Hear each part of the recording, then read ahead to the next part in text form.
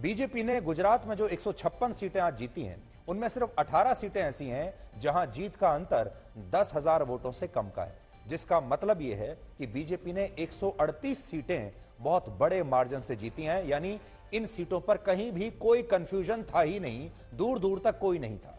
और इसीलिए आप इसे सिर्फ जीत नहीं, इसे प्रचंड जीत कहेंगे, प्रचंड बहुमत कहेंगे। इन 156 सीटों में से 8 सीट ऐसी हैं जहां जीत का अंतर 1 लाख वोटों से ज्यादा का है। 38 सीटें ऐसी हैं जहां अंतर 50,000 से 1 लाख वोट के बीच का है। 92 सीट ऐसी हैं जहां यह अंतर 10,000 से 50,000 वोटों का है। सोचिए, बीजेपी को पूर्ण बहुमत के लिए जो 92 सीट चाहिए थी, उतनी सीटें उसने 10,000 से 50,000 वोटों के अंतर से जीती हैं। और उसने गुजरात के सभी रीजन्स में, सभी क्षेत्रों में शानदार प्रदर्शन किया है। आज का ये गुजरात का नतीजा देखकर ऐसा लगता है कि जैसे गुजरात का जो वोटर था, उसने बड़े गुस्से में वोट डाला है। वो बड़ा क्रोधित था, बहुत आहत था, और ये वोट उन्होंने मोदी के लिए डाला है, देश को और दुनिया को यह बताने के लिए कि गुजरात में मोदी की जगह कहां पर है। सौराष्ट्र और कच्छ की 54 में से 47, उत्तर गुजरात की 28 में से 19, मध्य गुजरात की 65 में से 58 और दक्षिण गुजरात की 35 में से 32 सीटें बीजेपी ने जीती। और नोट करने वाली बात यह है कि पिछली बार गुजरात के ग्रामीण इलाकों में बीजेपी को सीटों का बड़ा नुकसान हुआ था और गांव में कांग्रेस को जबरदस्त वोट मिले थे। लेकिन इस बार बीजेपी ग्रामीण गुजरात की ज्यादातर सीटें जीतने में कामयाब रही है। इसलिए इस बार मोदी की आंधी नहीं, मोदी का तूफान चल रहा था और उस तूफान के सामने कोई नहीं ठहरा। इसके अलावा कांग्रेस से बीजेपी में आए हार्दिक पटेल और अल्पेश ठाकुर जैसे नेताओं ने भी चुनाव जीत लिया है, यानी उन्हीं के लोगों ने उन्हें बीजेपी में स्वीकार कर लिया है। अल्पेश ठाकुर ने गुजरात की गांधीनगर दक्षिण सीट से कांग्रेस को उम्मीदवार को 43,000 वोटों से हराया, जबकि हार्दिक पटेल ने वीरमगाम सीट से 51,000 वोटों से जीत हासिल की। यह तो बीजेपी की बात हो गई, बीजेपी का तूफान चल रहा था। अब आपको बताते हैं आम आदमी पार्टी के बारे में। गुजरात के नतीजों की 2 और बड़ी दिलचस्प बातें हैं। इसमें राजनीति भी है, मनोरंजन भी है और सीख भी है।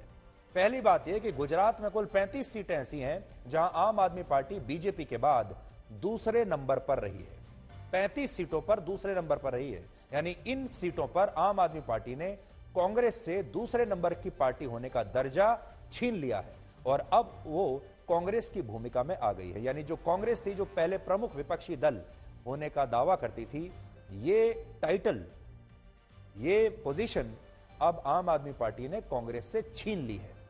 दूसरी बात यह कि अरविंद केजरीवाल कांग्रेस के मुस्लिम वोट बैंक में भी सेंध लगाने में कामयाब रहे और गुजरात की कुल आबादी में 10% मुसलमान हैं, जिनके 61% वोट कांग्रेस को मिले हैं और 22% वोट आम आदमी पार्टी को मिले हैं और 9% वोट बीजेपी को मिले हैं। यानी कांग्रेस के मुस्लिम वोट बैंक से आम आदमी पार्टी ने 22% वोट बाहर निकाल लिए हैं। ये वोट और भी ज्यादा बढ़ सकते थे, लेकिन ये इसलिए नहीं बढ़ पा रहे हैं मुसलमानों के वोट, क्योंकि आम आदमी पार्टी की कोई विचारधारा नहीं है। बीजेपी की एक विचारधारा है, सबको पता है, हिंदुओं को भी पता है, मुसलमानों को भी पता है, लेकिन आम आदमी पार्टी की विचारधारा के बारे में अभी भी लोगों को कंफ्यूजन है। और आम आदमी पार्टी, क्योंकि दिल्ली में शाहीन बाग पर वो चुप रही, गुजरात में बिल्किस बानो के मामले पर वो चुप रही, और यही बात गुजरात के मुसलमानों को वहां अच्छी नहीं लगी। नहीं तो मुसलमानों के और वोट भी मिल सकते थे आम आदमी पार्टी को, लेकिन आम आदमी पार्टी भी बीजेपी की तरह सोच रही थी और उसने सारा जो अपना कंसंट्रेशन है वो हिंदू वोटों पर किया। इसके अलावा गुजरात में दलितों को कांग्रेस का ट्रेडिशनल वोटर माना जाता था, वो हमेशा से कांग्रेस को वोट देते थे। पिछली बार 58% दलित वोटर्स ने कांग्रेस को अपना वोट दिया, लेकिन अब आम आदमी पार्टी ने कांग्रेस के दलित वोट भी छीन लिए हैं। इस बार कांग्रेस को दलितों के 39%, बीजेपी को 34% और आम आदमी पार्टी को 20% वोट मिले हैं। लेकिन बड़ी बात यह है कि सामान्य वर्ग के 66% वोट बीजेपी को गए, कांग्रेस को 21% और आम आदमी पार्टी को सामान्य वर्ग के सिर्फ 7% वोट मिले हैं।